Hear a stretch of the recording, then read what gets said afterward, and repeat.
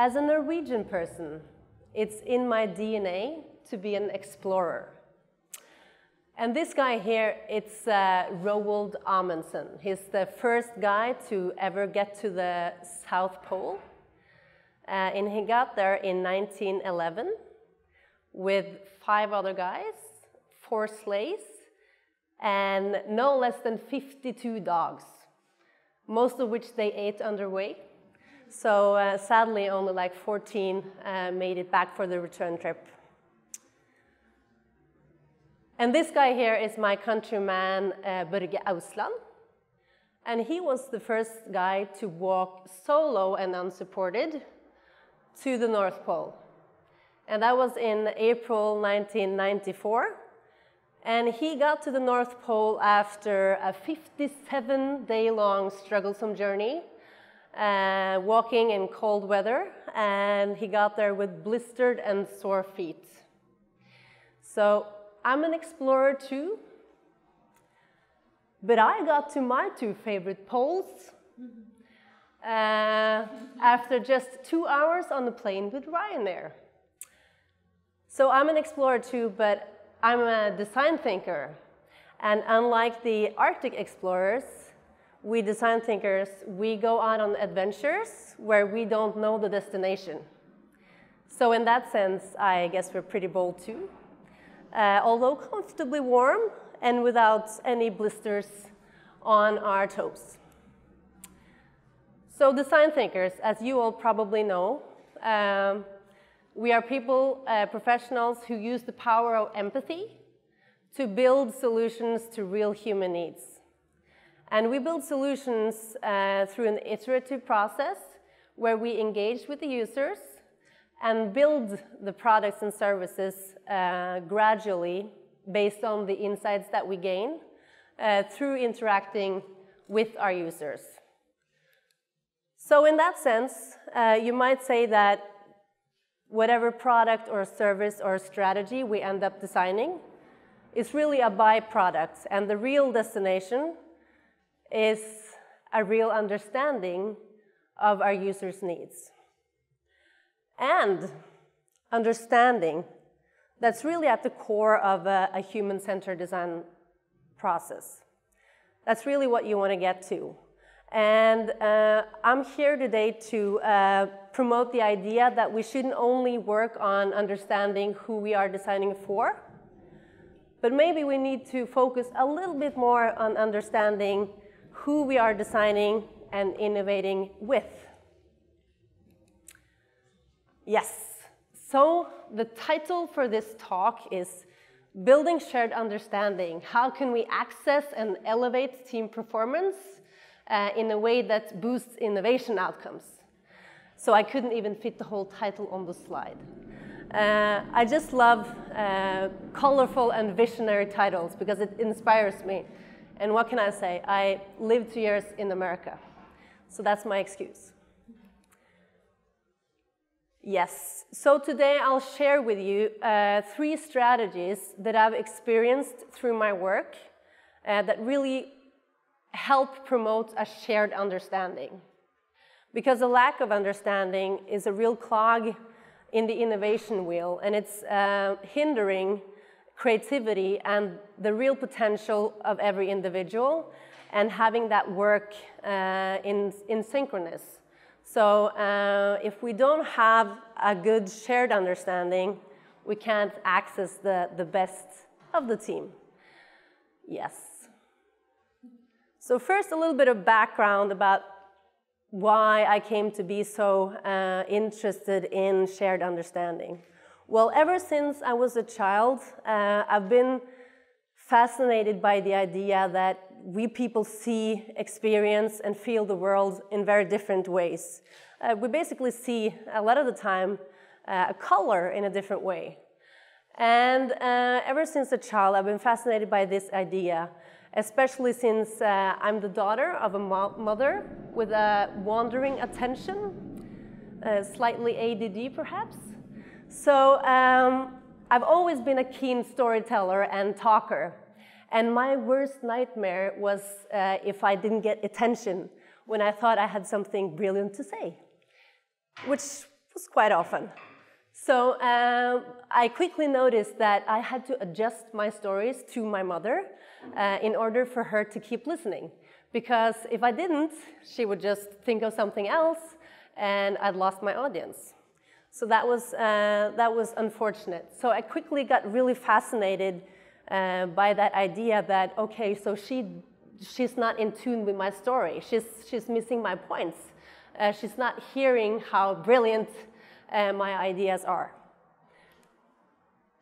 As an example of how we see the world differently, this soldier here, he's someone's enemy. He's also someone's hero and husband. He might be someone's husband. And he might also be someone's son. What are you saying? It's Matt Damon, the famous actor. Is it Matt Damon? Got you interested. Got you. Which movie is it from? I don't know, but it's the Matt Damon. Okay, okay. But anyway, it's to someone, it's Matt Damon. To me, it was just a picture on the internet. But anyway, so this is a very clear and very simplistic example of how we see the world in different ways. So it's something that we, especially as designers of experiences and products and working on teams, we need to be very mindful of how the person next to us might be seeing, where we see the soldier might be seeing Matt Damon. Yeah, yeah. Yes, and a poor shared understanding is a barrier for fruitful innovation and creativity. And ultimately, it can hinder innovation outcomes, obviously, because the team don't collaborate in a good way. So shared understanding is crucial. A prerequisite to understanding is communication. And what is communication?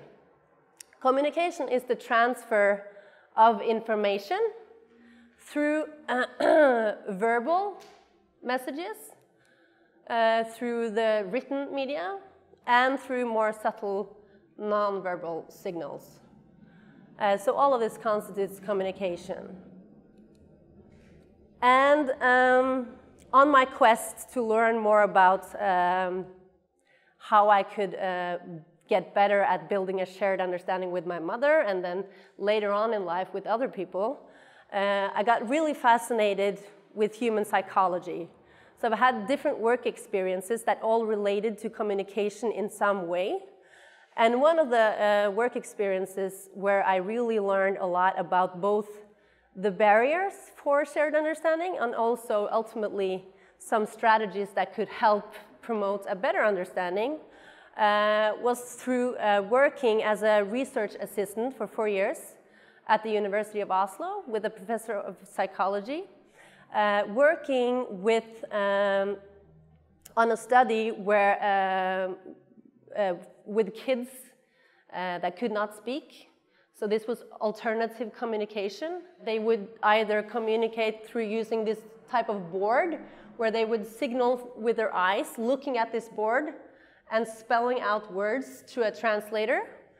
And then the researcher would get that message and would be able to ask questions, and then the kid would repeat and answer, and then ultimately I would be at the fourth level of communication, you might say, being the one that transcribed and wrote down the dialogue and interpreted both what they were saying, if that was unclear, because a lot of the time that was very unclear, and also the non-verbal signals that they were using.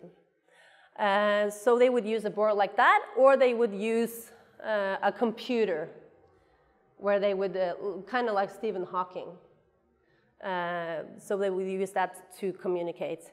And the aim of that research was to identify both what were barriers for shared understanding, and also identify insights that could be used to develop better tools for translators and speech therapists, and also to make better computers and tools speaking aids.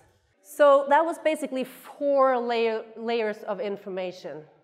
So with the 4 layers, it's definitely more challenging.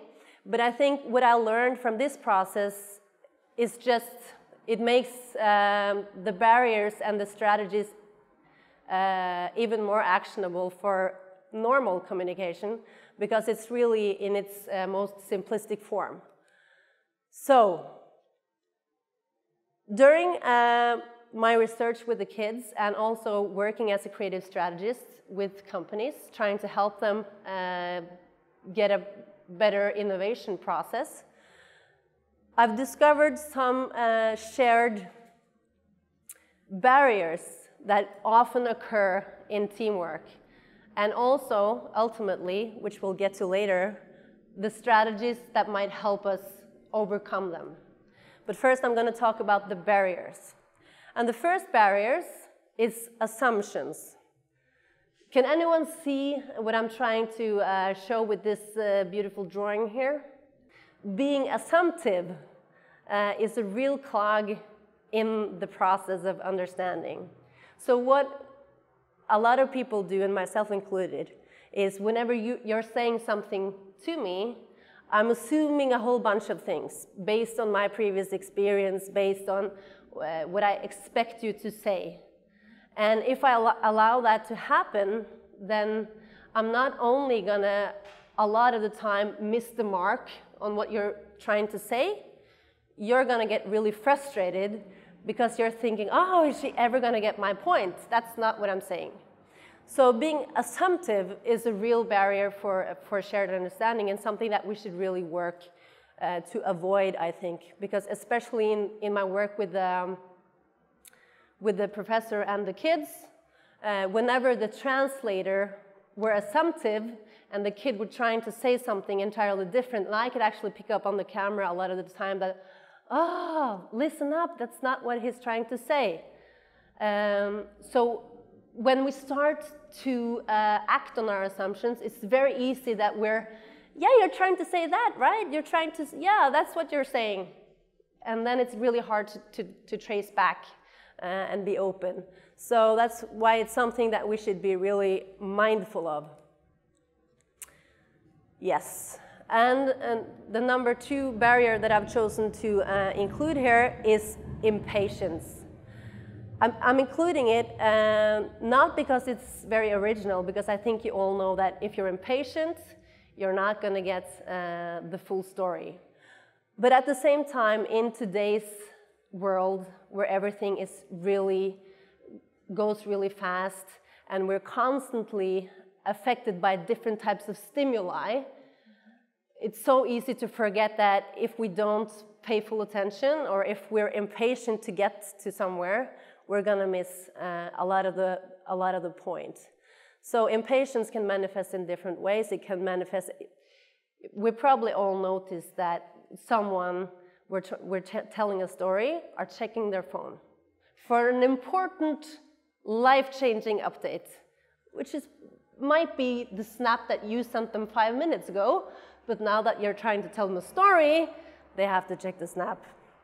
Or you're noticing that your conversation partner is getting like kind of blank in the eyes, and you're realizing that it's probably thinking about season 3 of Game of Thrones or something. And a third way it might manifest is by interruption. And I'm a big sinner of this myself. If I get eager, I start filling in the blanks. But we should really try to avoid that, because we want to be able to get everyone's opinion, and not only the big talkers, the people with the biggest mouths. Yes. And the third barrier that I wanted to mention to you today is something that I often encounter, especially when working with larger organizations, where there are multiple departments and teams that have different responsibilities. And that's misaligned value proposition. And that has to do with how I think that my value is something different than yours, and I'm not able to connect it so that we could actually create a shared outcome. And especially in terms of business, this is really not fruitful for the innovation process, and it's a big source of misused resources. For example, I worked a while back, I worked with this large telecommunications company. We were doing a need finding session, and we were going through data that they had collected from their users, and something really interesting started to emerge in the data. A need, a problem, if you will, started to show itself in the data. And I got pretty excited because this was something that was not currently solved by any competitor, and it was a real human need. And already the team had started to think of ways, ideas that could actually solve the problem. But then I noticed that the team leader, she looked a little distraught. So I asked her, okay, how's it going? Is anything the matter? And then she said that, no, this problem that we're working on now, this seems to me to be a financial technology problem, a fintech problem. And I said, yeah, that's true. It might be a financial technology problem. And she answered, yeah, well, we're a communications team. We work in the communications department. So we can't really work on that problem. And to me, that seemed kind of silly. Because what ultimately happened, I won't go in too much detail, but what ultimately happened was that she said that she couldn't actually do anything with that information because she didn't have any mechanism within the organization to transfer the insights to another team, or either to work on it herself with the team, like why should there necessarily be segregated departments? That's a whole different discussion. But even if you do have different departments, why aren't there any way to leverage the insights that you've already gathered? Like if you have something that seems to be gold, you really should be able to give that to another team then, so that they can work on it. Because it's really all sustainable organizations' goal should be to leverage insights when you get them, so that you can act on the learning and you can implement insights and learning into the innovation engine on a regular basis. Otherwise, it's just misused resources. So they didn't really have, they had misaligned value propositions between the teams. They didn't really have a shared understanding. And this was basically, it was causing them to lose good opportunities. Yeah, and that was also, all of these three, impatience, assumptions, and misaligned value propositions, contribute to a greater gap in understanding, right? So you're not understanding anything, I'm not understanding anything, we can't really do anything. If we don't understand each other, it's pretty difficult to get to the solutions stage. So, finally, how could we overcome some of those barriers? Well, the first way to do it is to be an empathetic listener. And there's 4 key elements in being an empathetic listener, and that's giving undivided attention. And especially today when we think we have so much to do, we don't focus on one thing a lot of the time. And I think we're all probably offenders of this crime. But it's a big deal, guys. It's a really big deal, because if we're not paying attention, then the assumptions come, the automatic systems take over, and we're not open to what the person in front of us are saying. So, and have an open mind. This all relates to each other, but have an open mind. Being conscious about the fact that it's whoever is in front of you is a different person than you, right? It's someone else. It's not me. Like, I'm thinking this and this. Maybe have that little discussion with yourself. Why am I thinking this and this? Okay, I have these and these assumptions and experiences.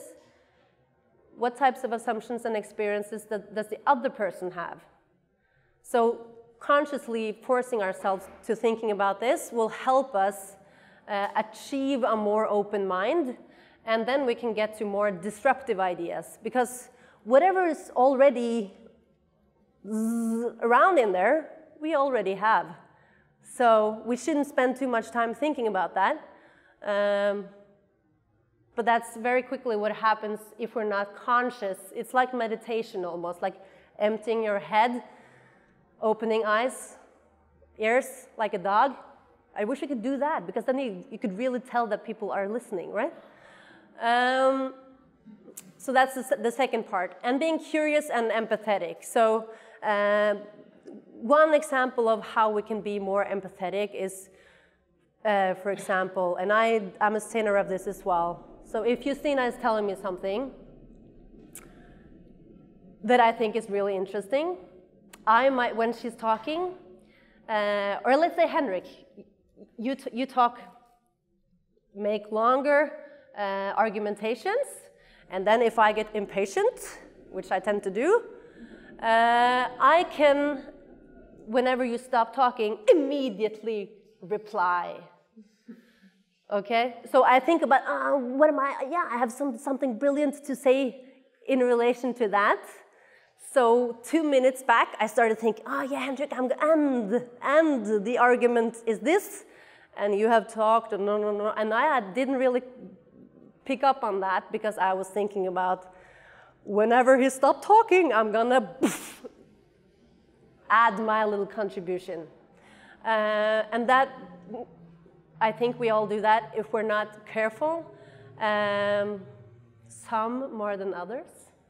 But it's really a clog in the innovation wheel, because if I'm not listening to you, I don't get the ideas, and then we don't have the chance to combine our ideas, because together they're bound to be a lot stronger. And also the fourth element to empathetic listening is asking open questions. So that relates to what I was trying to, the point I was trying to make in the beginning of being an explorer. When we're designing something, we're really going head first into a process where we're supposed to not know where we're going. Unless you're a furniture designer and you're thinking, I'm going to design a chair that's going to have 4 legs and it's going to be just a little bit more beautiful than the last chair I made. Okay, so then you do that. But if you want to solve a real problem, you don't know where you're going, because then you're going to base your design on the insights you get from your users. And if you're truly going to base it on the insights, you have to think that, okay, I don't know what my users think and feel about this. And then we have to ask open questions. And this is something I work a lot with clients, because it's really hard. Because a lot of the time we want to create, design thinking can be very chaotic. So we want to create system and order, and we want to decide, and we want to make that plan, and we want to schedule that meeting and that workshop, and we want to think how it's going to be, because that's comfortable and that's natural. But if you're going to create something that really solves a need, you don't have that luxury. So we don't have the luxury of knowing where we're going, and then we have to ask open questions. So in terms of preparing for interviews, for example, I always advocate for using semi-structured interview guides. Do you know what that is? Discussion. Yeah. So you have some questions to prompt dialogue about a subject to kind of get you going. But then what's semi-structured about it is that you, whatever emerges during the discussion, you're going to ask follow-up questions. So you can't prepare 100% because you don't know what the other person is saying, because it's a different person. They have different experiences than you. So when they share with you how this is to them, you ask follow-up questions. So you can get to the emotional why, or why they are doing or not doing something. And these open questions, they should usually not include the word why. Because if we ask people, yeah, why are you doing that? It would be brilliant if people just answered, oh, let me tell you. I'm doing this and this.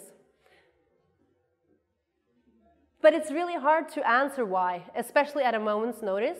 So if we want to get to the why, we often ask questions that are more, for example, we repeat some parts of what they say. So you told me about so-and-so. Could you tell me a little bit more about what you do when? Or you could tell me, what do you feel when that happens? Or how do you, so you use those words instead. And then you get the other person to share stories and not come necessarily with answers. So it's not confirmation, it's not about validation right then and there. That's actually a better way to validate what we're doing. And the second strategy for building shared understanding, I hope you can appreciate my awkward drawings. I spent quite a lot of time on them. The second strategy is to identify a common ground. And this really relates to misaligned value propositions, because a lot of the time we think that, oh, I want this, she's saying she wants this, it seems to be we're not aligned at all. But if we work on identifying a common ground, areas where our interests intersect, then we can use that information both to get the other person to understand better what we are trying to say. So if we can connect it more to their experience, they're going to be able to understand our ideas better. And we're also going to open up the opportunity for our ideas to magically merge. Like a beautiful love child, you might say. And then the third strategy is visualizing our viewpoints. And this is something you're all pretty good at, probably, because you're designers. You're used to visualizing things. But at time and time again, working with clients, I see that people talk way too much. And when they start visualizing, making storyboards, explaining the user journey, or small models showing the relationships between two variables, then the other person immediately understands a whole lot better. Because then you have both the verbal and the visual input. So you all know this. Yes. And all of these three strategies can be used individually, but they're really most effective if used together. So first we employ the strategy of empathetic listening, getting insights from the person we're talking to. Then we'll use the empathetic listening to identify some common ground, and then we'll visualize our viewpoints. And now that I'm talking about these strategies, it's important to note that I'm talking about it in terms of both strategies to use when we're being listeners and when we're being talkers. Both when we're working with our clients and our users, and when we're working with our teammates. Yes, so as an example of how powerful visualization is, when I was doing my master's in New York with Henrik, I did a study with 30 New York designers, where I had them do this design challenge and describe what they were doing as they were doing it. And so thinking aloud, basically. I won't go into too much detail about the method, because that might bore you. But anyway, one of the findings that I made was that the more the designers visualized, the more elaborated and comprehensive their ideas was. So the more I understood, the better shared understanding there was between us, but also the more they understood their own ideas. So visualization leads to elaboration, and elaboration leads to better shared understanding. So whenever you're working on a team, it might make sense to visualize your idea, and then you have something to talk about. And what's beautiful is that even when we're making a drawing that doesn't make sense to the person we're talking to, that also can be a prompt to more better shared understanding. Because if I can't understand your drawing, I'll tell you, like, oh, what are you trying to say here? I don't quite understand. Is the door open that way or that way? No, it's not a door, it's a window. I don't know. So we have more fuel for building our understanding. And also a chance for me to add to your idea. Yes. Iterations get you far fast. So you probably know this, the power of iterations, meaning doing the same thing over again, gradually improving it. So this is something I really promote when working with clients, even if it's business clients, or if it's like a technology team working on apps, or if it's someone making an experience. Iterations can be really powerful, even in 10 minutes time. So what I advocate is at least do 3 iterations. The first, where you just jot down the main idea that you have, and then you evaluate, okay, you talk with your team, is this idea clear? And then the second time around, you work on making it simpler, so removing any lines, for example, that doesn't add to the story. So making it a clearer communication tool. And then in the third iteration, you might want to think about, you might want to take post-its next to your drawings and ideate ways this problem is currently solved. And then you can use that information to improve your idea. So you can incorporate whatever makes sense into your idea. And then the third time around, it's usually, people are so surprised how far they got from the first run. Okay, so approaching the end of our journey together here today, I'm going to end with some words of encouragement. And innovation is really, I think, it's managing diversity of contrasting opinions. And it's when different people's thinking collide that the truly great ideas are crafted. So I think we can get there through empathetic listening, through identifying a common ground with our teammates, and through visualizing our ideas, helping them to tune in to our thinking. And that way we can unleash our creativity. Thank you.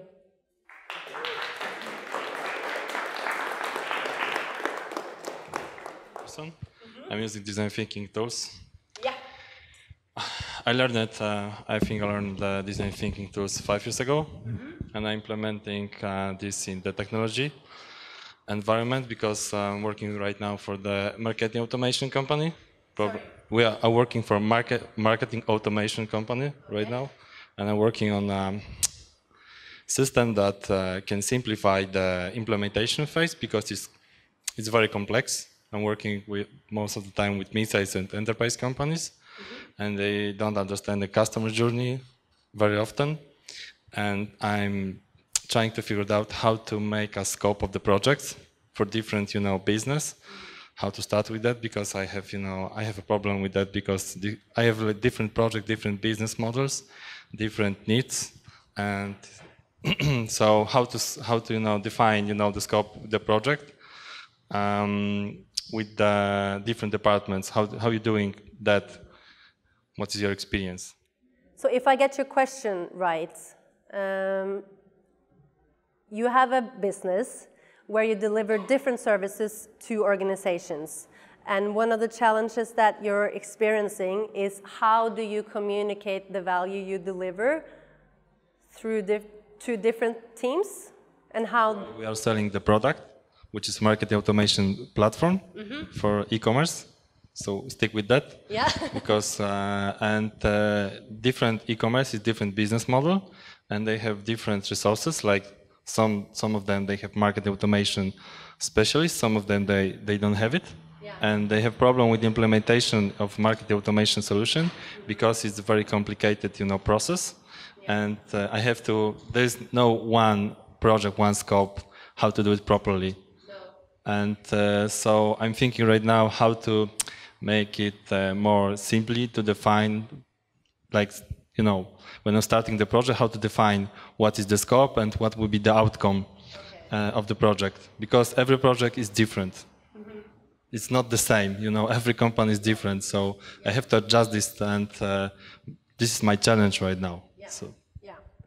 Okay, so your challenge is that all the challenges that you encounter in your business are different, but you're looking for ways to simplify your process, basically. Okay, so I'm going to reply with a little quote that says, a perfection of means and a confusion of aims seems to be our main problem. And that really describes how a lot of the time we focus too much on perfecting whatever process we're doing or making a streamlined product instead of working on the right challenge. So what I would recommend, what I do in your situation is I work with the teams and identify their goals, their aims, instead of first thinking about how you can solve the problems. Because first you have to spend a little bit time, I think, on identifying their needs, and then you can go to the identify common ground, and then you can visualize, you can make a model, a process. This can be a product or a strategy in your... Usually is a process and strategy. Yeah. Because one is a process, so you have to implement, because we are doing like customer journey segmentation, understanding the communication, and there's one like the strategy, but there's also process. Yeah. How to, you know, implement the strategy to our solution, because we are like, we can show the customer journey on our solution, like whole customer journey. Yeah. I think I would I would explain your challenge to your clients. So say that, okay, I'm happy to be working with you. I'm excited about what we can create together. You're a complex organization. You have different teams. So first we need to work together a little bit on identifying what you really need. And then we can design a process that can create the outcomes that we need in order to make this work the best way possible. What tools do you use in order to identify these challenges and needs? So there's different ways. If you have only a little time, a one-on-one conversation, you could do... I always advocate for getting individual feedback first, and then getting group feedback, so to avoid groupthink. If you ask people in a big group, 1 or 2 or 3 people that are more comfortable talking and are more confident are going to probably take much of the attention, and you're going to have a hard time picking up on what everyone wants. So maybe a simple questionnaire to begin with, just to get you started on, okay, what seems to be interesting for these different people, and then you can design like a co-creation session. Hi, I'm Sophia, and I'm really interested into like service designing and design thinking, but since it has a lot of like strategies and like different tools that you use in the teamwork, and the teamwork is really emphasized in it, I was wondering what happens when your teammates that you are collaborating are not really familiar with the design thinking process. Like how would you like collaborate with them to bring out like the best synergy? Wonderful question. So I have a company that delivers trainings in... So you really have to, before you can play the piano, you have to learn notes. Or I don't think you have to learn notes. You can be like a Beethoven and do it without notes. But you have to learn... it's like speaking a language. If I'm speaking Turkish and you don't speak Turkish, you don't understand what I'm saying. So you need to make sure that everyone on the team speaks the same language. So you need to work first a little bit on the tools, not too much, just a few times going through the process And you could do that while working on a problem that you are interested in solving. Obviously, that makes more sense also because it's more motivating. So you do the training and working on your projects all in one. So it's like Head and Shoulders, both shampoo and conditioner.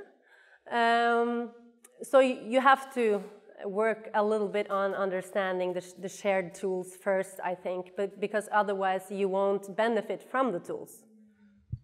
So if you are the only person who knows the design thinking tool and that you feel that this is something that's going to help the team, would you like start with them with kind of introducing them to the design tools first? Is that like what you're saying? Yeah, you have an interesting challenge then. You have part of his challenge.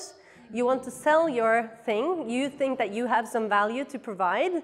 Now you have to make your team members agree that, oh yeah, this would be amazing. This would help our process a lot. So you have to make them understand that this is something that could make the process more creative and more effective.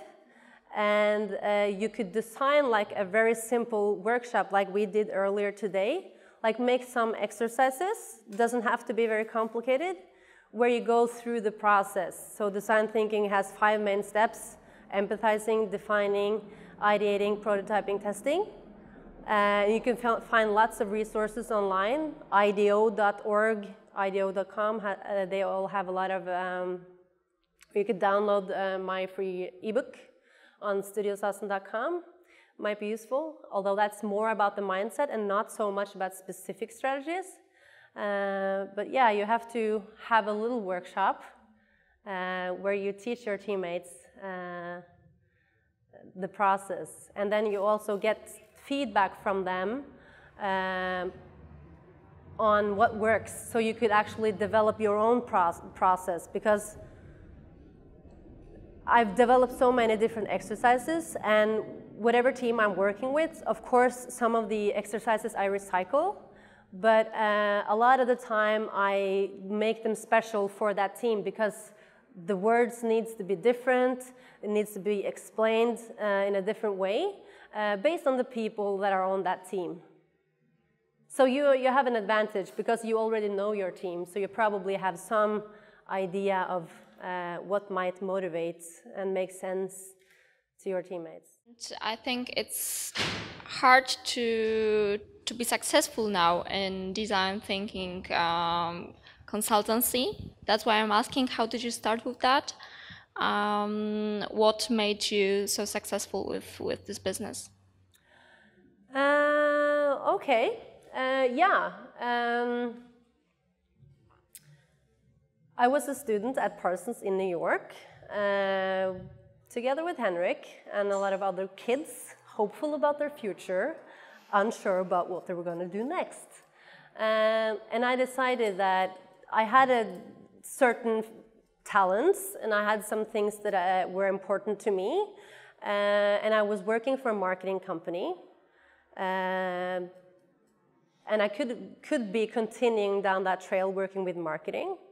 But I was walking by East River every day, approaching the end of my master's, walking with my dog, thinking about, okay, so am I going to be a marketer? Am I going to be selling diapers? I could do that. But I decided that for me, that was not what I wanted to do. So first, I think for me, it was to identify my values, like what's important to me. Freedom, being able to have flexible time, and working hard to achieve that. So first, I think you should probably have a little discussion with yourself and maybe some of the people that know you best about what drives you. Because if you want to be an entrepreneur, for example, safety might not be the most important thing for you. Because if that's important, then you might be uncomfortable as an entrepreneur. I'm talking a little bit about values now, but I'll get to your question shortly. I think you might want to start there, identify how you want your days to be, and whether you're driven by safety or curiosity and exploration more. because you can do both. You could go work for PricewaterhouseCoopers and be exploring to a certain degree, and you'll have a good salary and lots of safety. If you work for yourself, you might have more curiosity and exploration, less safety, at least in the beginning. So first, identify that, and then, I don't know, it's been a journey. I just started making a website. I'm not a web designer, so I decided to bootstrap everything. I wanted to be as independent as possible, so I wanted to spend no money. So I did the website myself. First time, it was so ugly. I didn't want to show it to anyone, so I was really ashamed. I was like, fuck, why am I not a better designer? And I weren't able to express the ideas that I had, because I thought I had brilliant ideas, but I wasn't able to communicate that. So I did an iteration. I made a new website, and it was slightly better. I started to understand how the tools work and so on and so forth. And it gradually got better, and now it's at a point where I'm not ashamed to show it to people. So that's a milestone for me. And it's the same thing with the communication message. First, I tried to describe the services. Okay, so what value do I have to offer? So and so. And then I showed it to my friends. I showed it to my friends' friends. Did a workshop, got feedback. Okay, this doesn't make sense. Here you don't have any information about so and so. I'm wondering about so and so.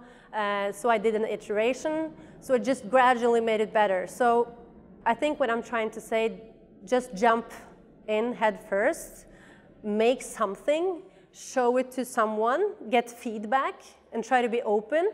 But at the same time, like, for example, I got some suggestions like, you should have like a bling bling slider, like 3 for 1, or if you leave your web address, you will get yeah, like really bling bling. And I didn't want to have that because, okay, so I might get 1,000 email addresses in a month, but that wasn't the way that I wanted to do it. And you should remember that if you want to make your own consultancy, you really don't have to be Facebook, or you don't have to get 100 users, or millions. You don't even have to get 100.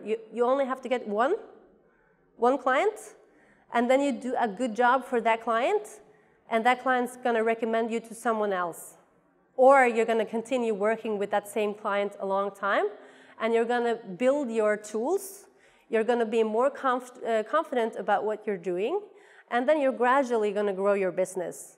And if you get more money, if you want to, you can include more people. Maybe you decide that you like to spend 6 months in Bermuda, and then working 6 months, and just being on your own, working more like a freelancer. But as you go, you'll discover what's right for you and how to do it. I think through iterations. Okay, thank you for coming.